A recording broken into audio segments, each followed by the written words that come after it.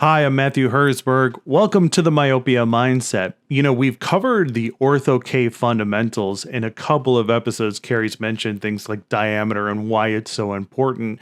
We've gotten a lot of response to that. A lot of the viewers have been like, hey, can Cary go more into these fundamental aspects and really, explain them and why they're important? And I'm happy to do so. The reason why is that when I first started working for Johnson & Johnson as a clinical sales consultant, I'll always have a special place in my heart for my old boss, Matt Eckert, because I really struggled with the clinical aspect of Ortho-K, which was a huge embarrassment for me in the beginning. Why? Because I spent the majority of my career working with extremely successful orthokeratologists. I grew up in a pioneer Ortho-K practice. I was the executive director of the American Academy of Orthokeratology and Myopia Control, and I created and ran Vision by Design. And I really, these fundamental concepts on paper made sense to me, and I could be like, yeah, I get that. That's totally fine. But then when I actually had to put it into practice, when I actually had to work it through, I really struggled. And Matt had sat down with me in a hotel lobby, I think in Colorado when I first started, and he brought out a pad of paper and some colored pencils and made some diagrams and took me through it step by step, and I got it.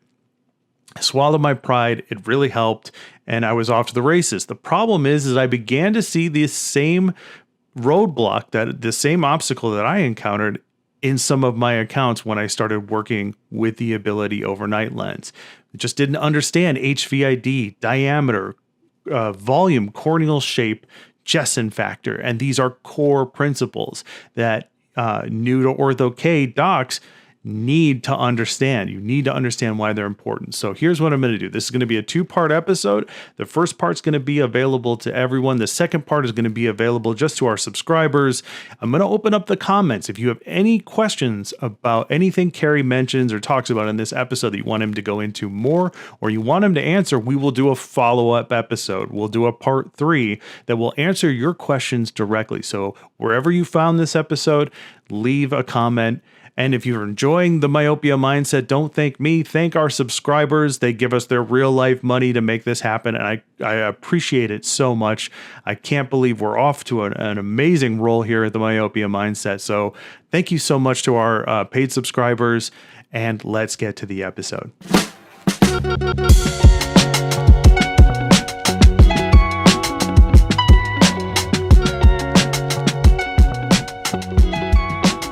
All right, it is time once again for the Myopia Mindset. This is your podcast where not only does myopia matter, but this is also your weekly shot of inspiration, motivation, education to become the myopia management specialist that you always were meant to be. And I have on our returning champion, my guest co-host, Dr. Cary Herzberg. Welcome back to the program. Hey, thanks, Matt. It's good to be back. We had a lot of good stuff here. This mindset's really on a roll now. It is. I'm getting a lot of feedback. I'm getting a lot of great responses to it. Big mo here. Yeah, we're off to a roll here, aren't we? Yeah, we are. It's for those who don't know, for those who don't know, Cary is my dad. He is one of the legendary gurus of our industry. He's been doing orthokeratology and myopia management for 50 plus years. He's one of the pioneers of our industry. He was the founder and president of the American Academy of Orthokeratology and Myopia Control.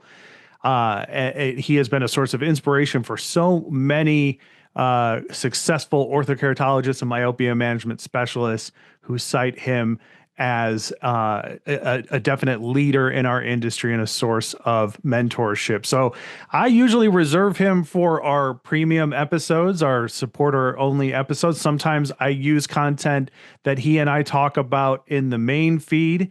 And if you, today's episode, I don't know exactly where it's going to land. I have a feeling this is going to be on the main feed because this episode, our topic is Ortho-K success, what fitters often overlook. And I think Right. that this is going to be a very valuable episode for a lot of people out there, a lot of ODs out there.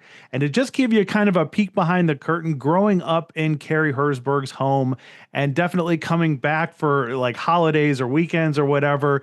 As you can imagine, we talk a lot about myopia. We talk a lot about Talk shop. Ortho-K. Yeah. And sometimes you have those Thanksgiving dinners where you're like making mock fluorescein patterns out of mashed potatoes and cranberry sauce, or whatever the Some case may great be. designs, man, came out of Thanksgiving dinners. Yeah, I you tell start you. talking Yeah. about things clinically. And Cary has been a huge, like, I never became an optometrist. And for the majority of my career, it was around practice management, administration, stuff like that.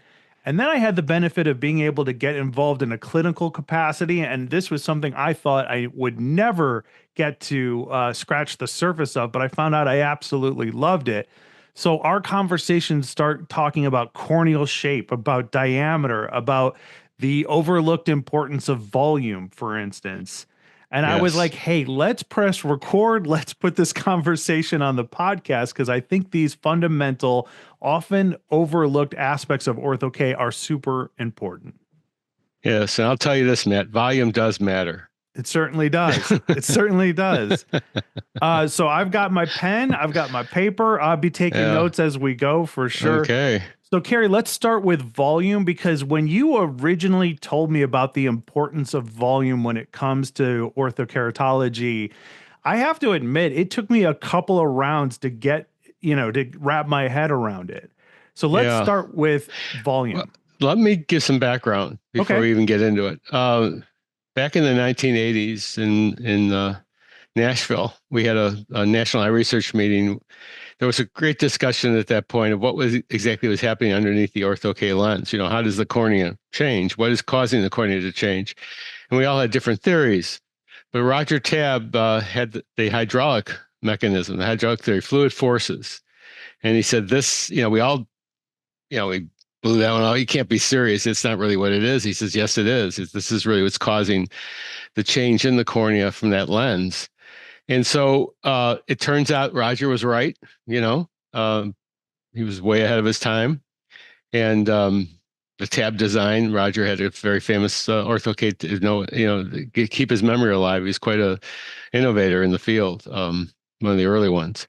So anyway, the hydraulic forces, the volume thing, the issues like that are so important when you visualize a cornea. You're looking at a case that walks through the door and you're wondering, how difficult is this going to be? Right. And sometimes it can be that one, these, if you've done enough Ortho-K, you realize that sometimes that 2 diopter or 1.5 diopter myope was harder than the -6. And why is that? Because they tell you, when you're getting into it, just pick low myopia, cases of Right. low myopia, low astigmatism. And for the most part, that would work, except when it comes to which we'll talk about today. And sometimes that low myope can be harder than your really high myope. And it has a lot to do with the characteristics of the cornea, and volume is really, right up there. It's one of the first things you want to look at with that. Again, just to get through this kind of a background thing, when you're evaluating your cornea in your patient, obviously you should be dealing without any surface disease, ocular surface disease issues. Dry eye, for instance, should be fixed. Other things, so you have normal fluid pressures, normal tear film underneath the lens. So if you have any patients that have dry eye, you want to fix that first before you do Ortho-K. Mm-hmm. And prefacing that again, sometimes Ortho-K will be a lot more efficient than soft contact lenses because they weren't daily because of a dry eye. So, it can actually aid a dry eye patient. But anyway, when you're looking at the cornea, obviously they come in different packages. All right. You have the very flat corneas, you have the moderate or medium corneas, and you have the steeper corneas. It's kind of like the three bowls of soup of the porridge. Which one was hot, the one was very cold, right in the middle. Which one's just right? Yeah, just right. So, and usually these come in different packages. For instance, if you have a flat eye, that generally is a large HVID. The cornea is very large with those, okay? And if you have a steep eye, usually the cornea is very small with those. That's how they usually come. So the first thing that has to be on your radar when you're evaluating an Ortho-K patient is looking at the flatness or steepness of the cornea. Mm-hmm. And the other thing that to keep in the back of your mind is the degree of myopia that you're changing, relative to how steep the cornea is. For instance, past about 36, 34 diopters of flat K, that's really hard to reshape those any further than that. So if you have a very flat cornea, you have to be really careful how high the prescription is, because you're going to run out of room there. You're going to get down to the flatter cornea profiles, and it's going to be more difficult to change those. That is for a doctor that is just getting into this, okay? Because once you become more experienced, you learn how you can even manipulate that one. But you early only on, have so much to work with. Right. So it's important to understand that. There's going to be those cases where there's only so much you can do because you only have so much to work with. Right. So when you're looking at that, the state of the cornea, you're looking at the size issues of the cornea. Obviously, if you have a patient who's like in, 4,300, 4,400, that's going to be a lot easier to manage as far as the correction of the myopia and setting that up for myopia control, myopia management.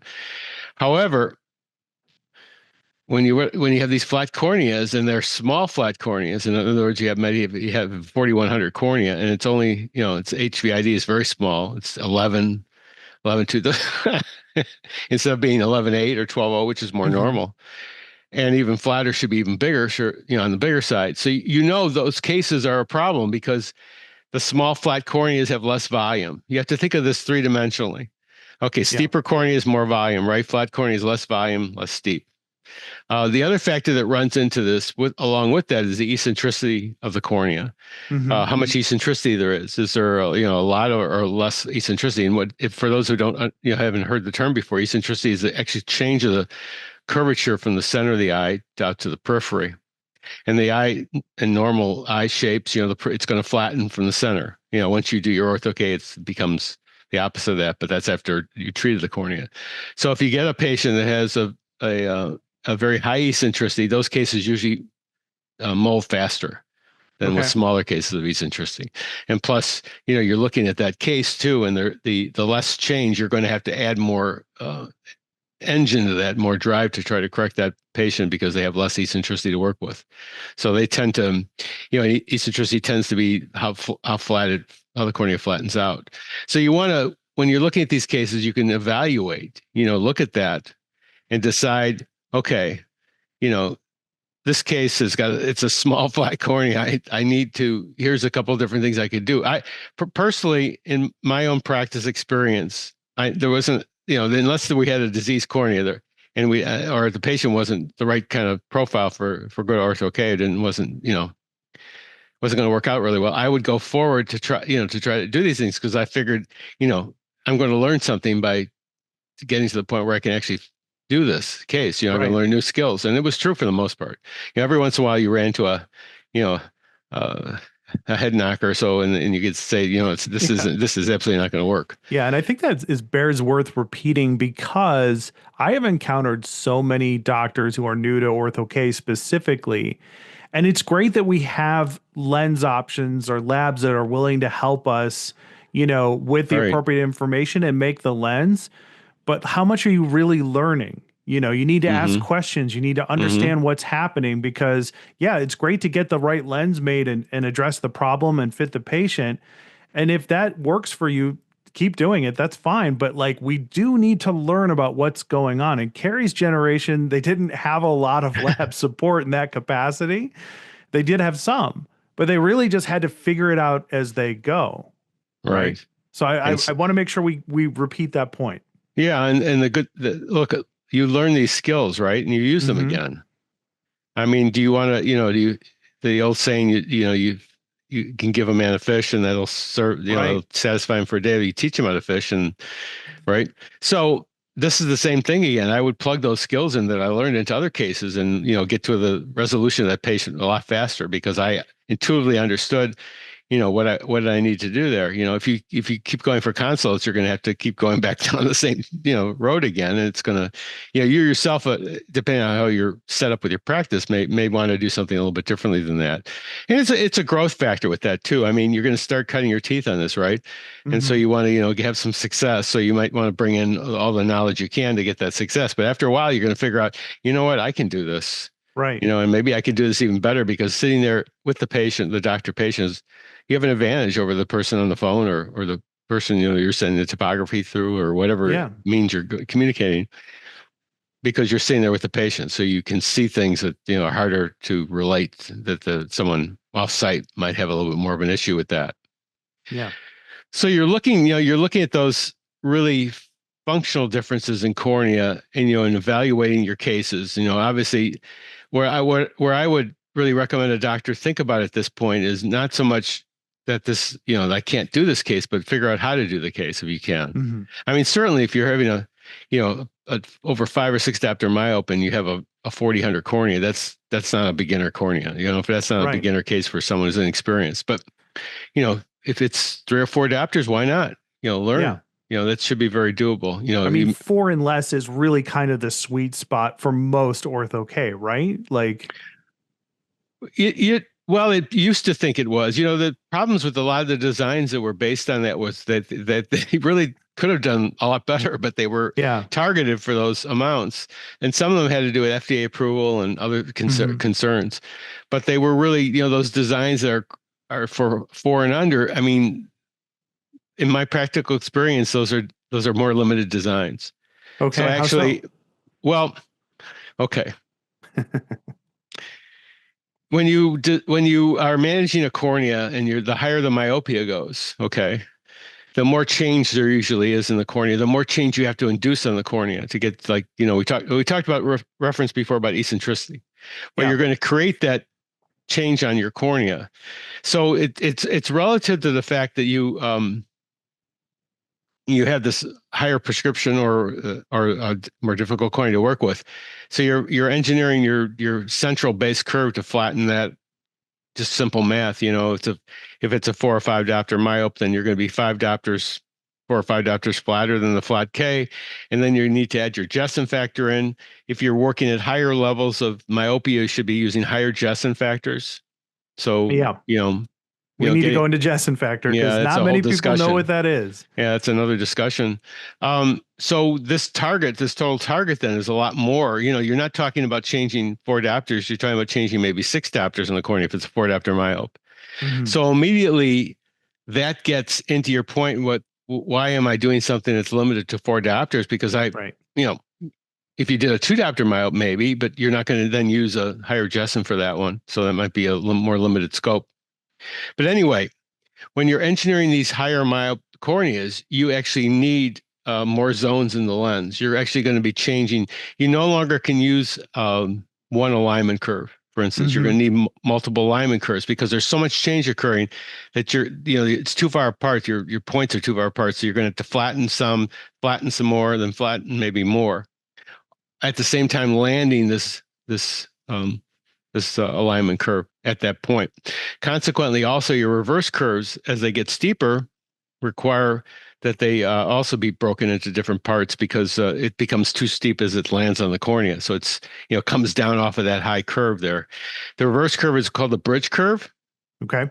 Yep. And basically, that's your curve that ties your base curve to your alignment curve. And it turns out that, of course, the reverse curve was the curve that is the bread and butter. That's the curve that determines your myopia control. Yeah. All right. So that's always been my favorite curve to work with. Your alignment curve, you got to get that lens centered, so it has to align properly. And that's the trick with higher myopes is that alignment. In fact, the whole development of Ortho-K, we began with, in the beginning, they began with they just flattened the lens. They did nothing else but fit a spherical lens and flattened it. And they found out, though, after a diopter and a half of that process, that didn't work so good because the lens kept on decentering upward because it was too flat. Right. So then with Fontana became the invention of the reverse curve back in the mid 70s. The first utilization of the reverse curves were done by Context with the OK3 as far as a major marketing thing. And the OK3 lens worked really, really well.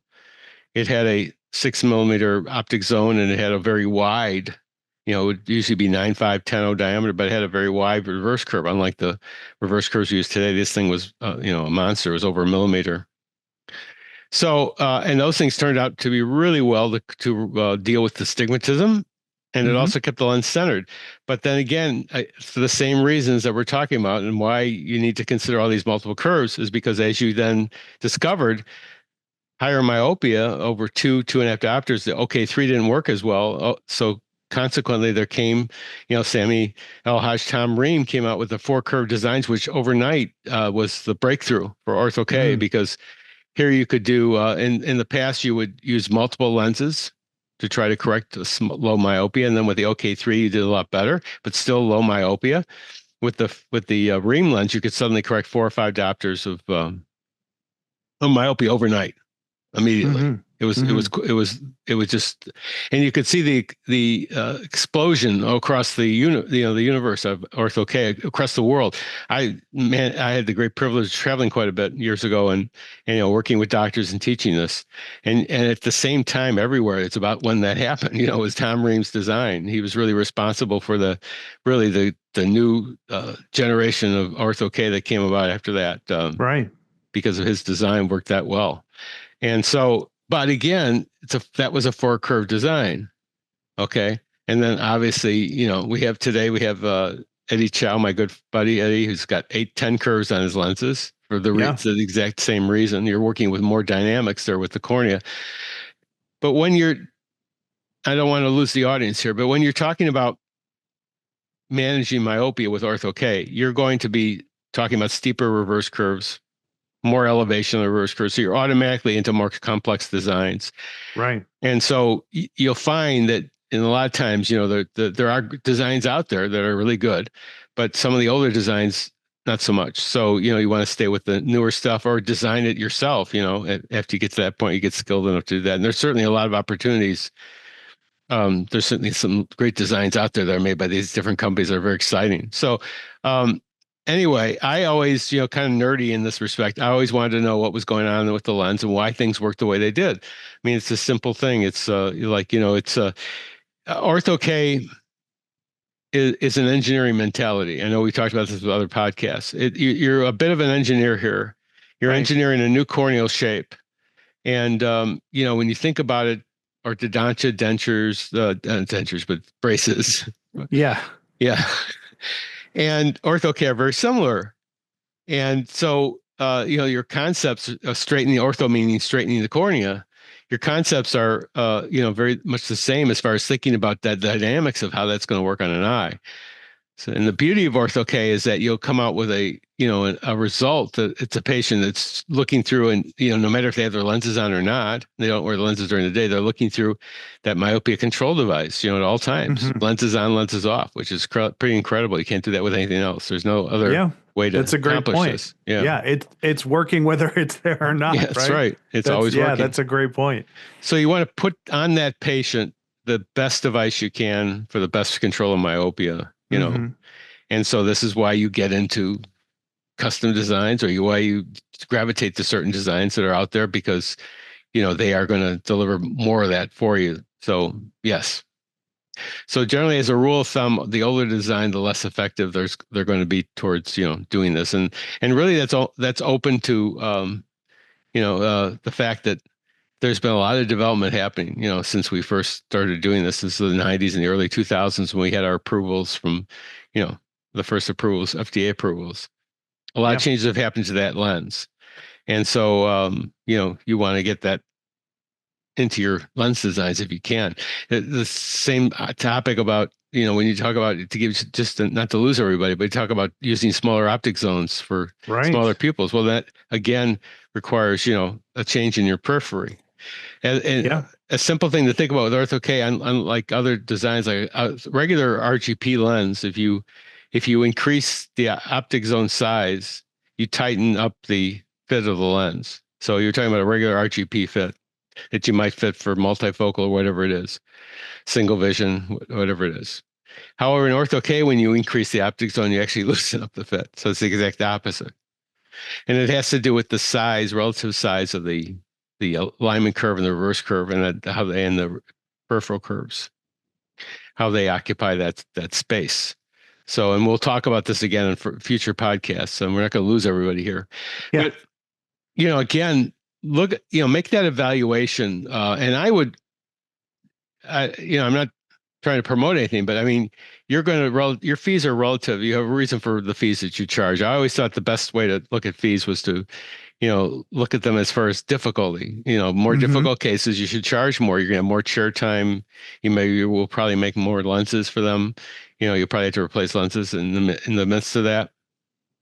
And so you need to charge more for that service. So you have to think about this again when you're looking at that patient. If you got even if it's a low myop, but it's a small cornea, small flat cornea, that's more of a premium case.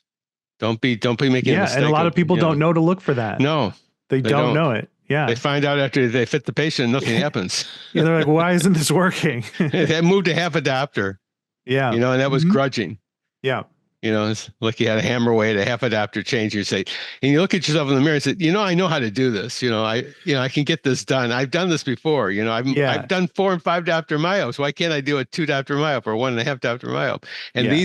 this is one of the reasons. So this is a very valuable little pearl here for our It listeners. is. It's part of a bigger argument that kind of it has rubbed me the wrong way for a long time because, you know, my perception of Ortho-K is that there's rabbit holes within rabbit holes within rabbit holes. And that's a double-edged sword, right? That there's a lot of things you have to like account for. There's an art to like and troubleshooting to figuring it out. But that's also what makes it like really fascinating and interesting. Mm-hmm.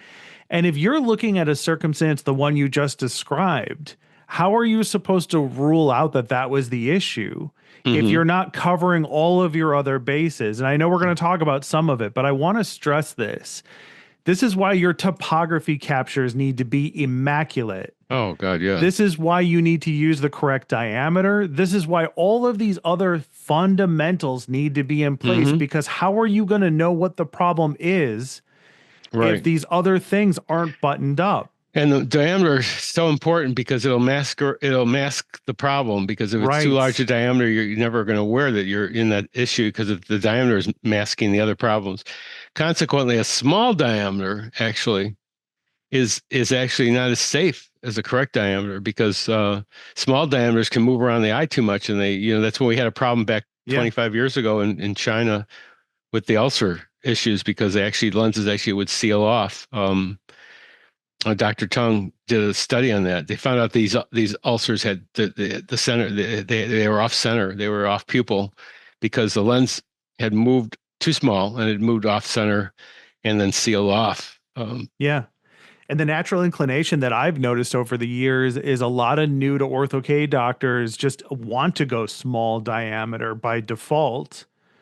And it kind of puzzles me. Is that just you don't know what you don't know? Or Well, what's the line of thinking there? yeah, it's counter. Well, you think about it. You want to preserve the cornea as much as possible, and you think a larger lens is going to be more impact on the eye because it's a larger lens, and you're going to cover more corneal surface, and you have to get Right. oxygen to the corneal surface, right? But it's not. That's not how it works with this. The HVID should be within 92 to 95% of corneal length. Right. Yeah. The diameter of the lens should be 92 to 95% of that, because that's actually the safest lens to wear. And I've gone through, I tell you what, I've gone through a lot of different fits. I patented the scleral lens designs back in 2006. Had a patent for that when nobody was even doing any sclerals. I was doing Ortho-K sclerals. So, we cover a lot of cornea. We cover a lot of sclera with these things. Very safe lens to wear because you're getting good tear exchange. The key thing is to remember you want some minor lens movement with blink. Mhm. The lens shouldn't be super tight on the eye. And the good news about today is that these lenses, God, the materials let in enormous amounts of oxygen that, the FDA approvals were anywhere close to that oxygen level you can get today. Yeah. So these are protecting these corneas. But the truth is it's counterintuitive how they think, because it's actually larger diameters are actually safer, much safer than smaller diameters for those reasons. Yeah. The other thing you think about too is if you're going to succeed with Ortho-K, you got to have centration, and the smaller Mhm. lenses, are not so good for that. So larger lenses will center. And sclerals will center every time. I love that about them. Doctors say, well, why would you fit a scleral? Well, there's a couple of good reasons for Ortho-K. One was that the lens would center really well. Okay.